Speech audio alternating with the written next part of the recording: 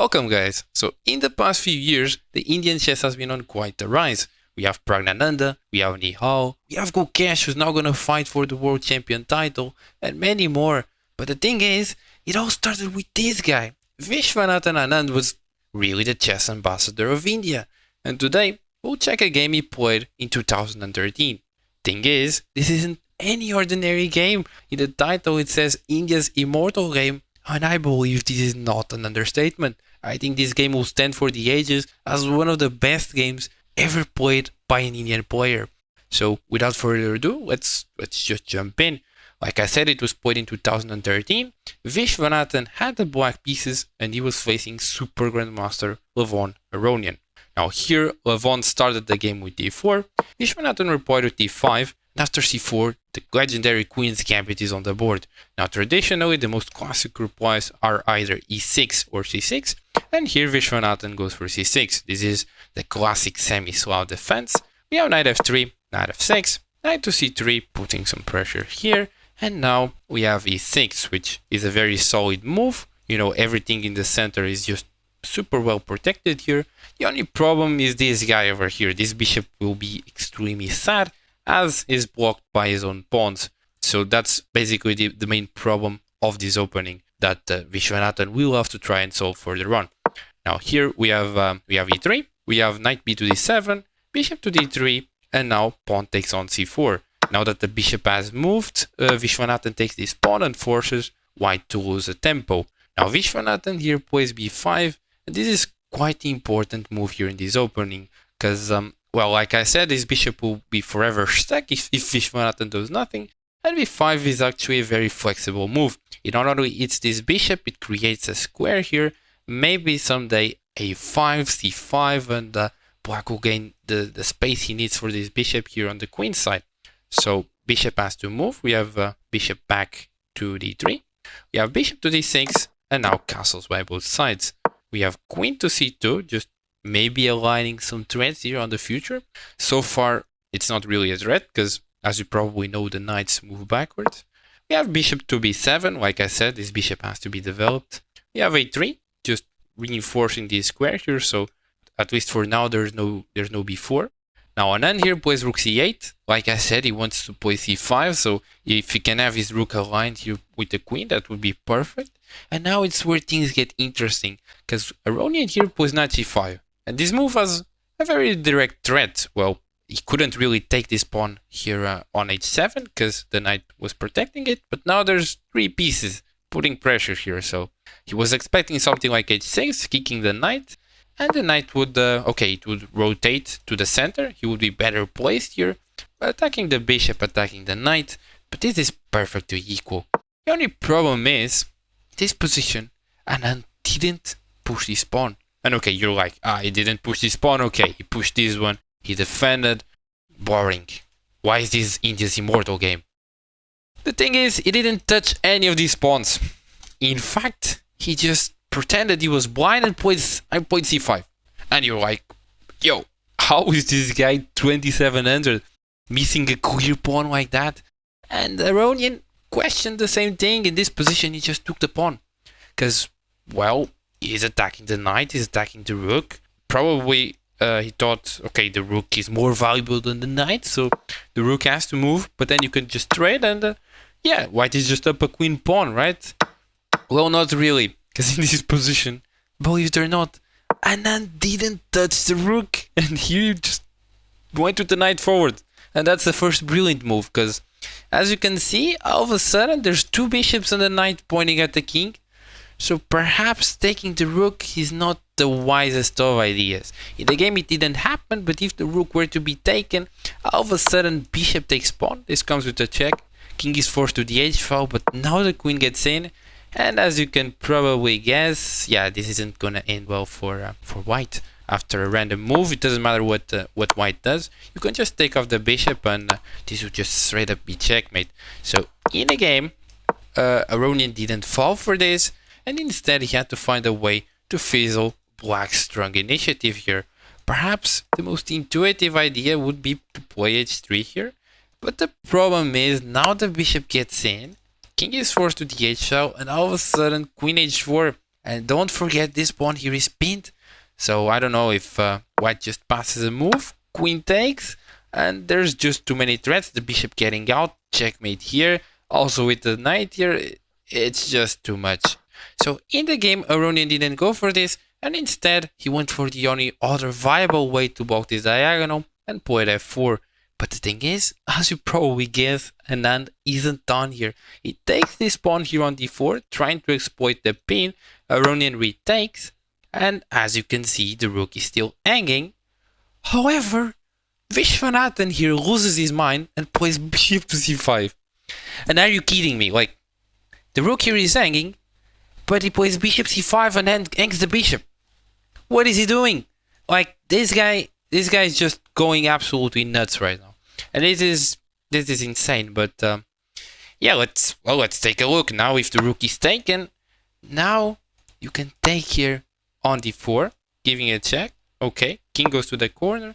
And like before, queen goes to h4, and now how are you stopping this? Now it's even worse. Because if you push, trying to block this checkmate, now the queen can just take, and remember this pawn here is pinned, so this is literally just over.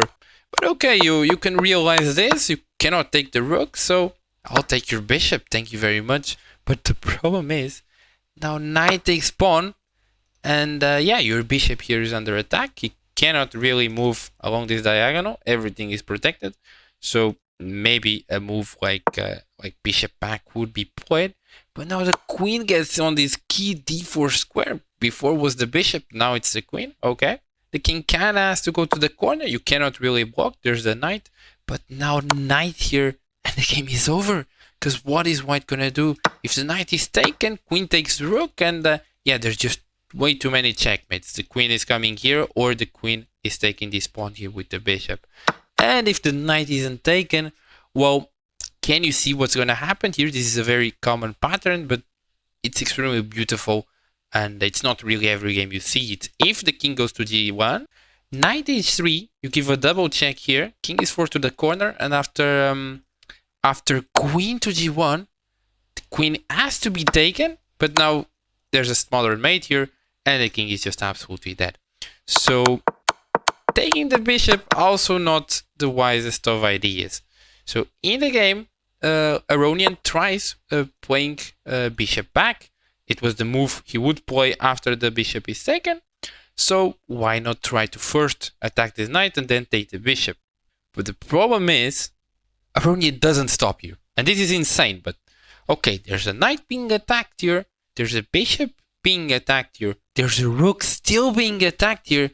And what does he play? What would you play in this position? If you want, you can pause, but just try to play a stupid move, or a move that seems stupid. Because okay, in this position, Anand played, and I'll play it in slow motion. Knight to e5. Knight to e5. Are you kidding me? Again, I have no words. What is happening here? Every piece can be taken, but no matter what piece is taken, this is just losing. But okay, let's take a look one step at a time. Again, if the rook is taken, and now queen takes pawn. And again, you cannot block with the rook, so the king is forced to the corner. But what's the move here? Now it's a very similar pattern like before. Queen to g1. And rook has to take, and now, yeah, this is just, again, checkmate.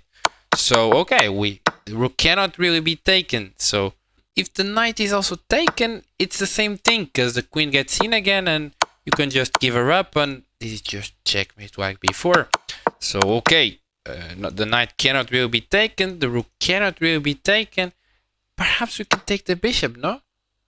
Well, no, because the queen gets in again, and it's always these patterns, but now it's the same one as before. Knight gets in. If you don't take, it will be that smaller mate, so knight has to be taken, but again, checkmates everywhere, and white would be dead.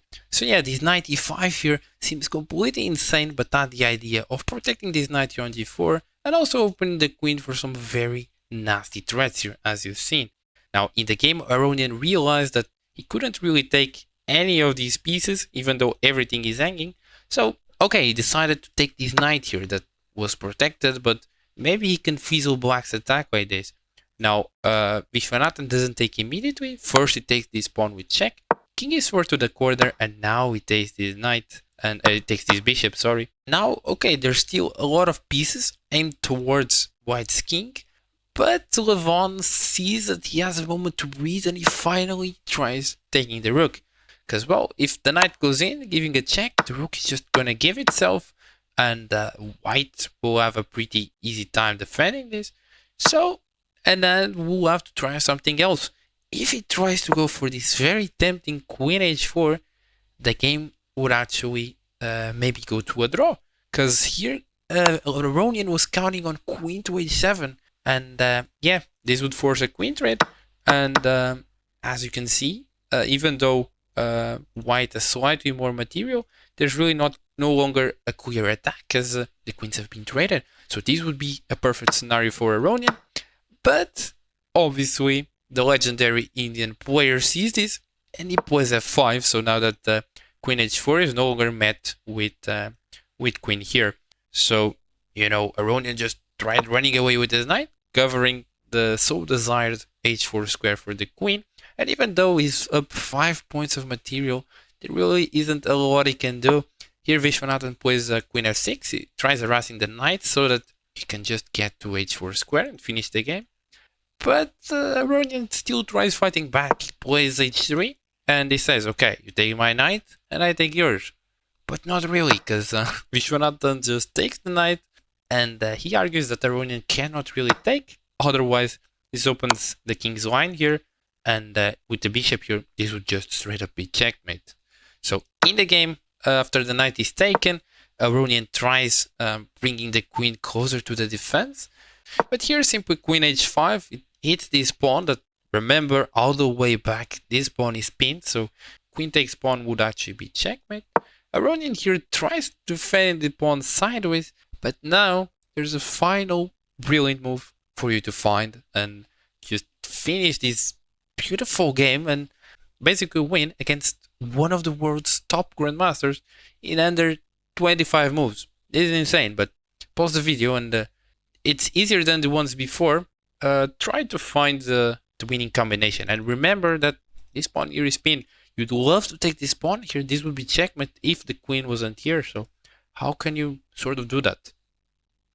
Like I said, Anand played one move and Aronian resigned, and that move was actually bishop to e3, and the game is just over. Because like I said, Viswanathan wanted to take this pawn, so he literally just put a piece in the middle, interfering the connection from the queen to the pawn, and now there's nothing Aronian can do. If he takes with the bishop, like I said, queen takes here, this will just do it to checkmate. After the king moves, simply queen here, and this is checkmate, or queen takes pawn, it doesn't matter. And well, if the queen takes, simply knight takes, and yeah, this will just be checkmate all the same. So yeah, just incredible stuff. If you take a look, if you analyze this game with the computer, Viswanathan played with a ridiculous 99.4 accuracy. What is that? That is just superhuman, literally. But yeah, hope you guys enjoyed this, what I believe to be the immortal Indian chess game. And yeah, the Indians are pretty good at chess.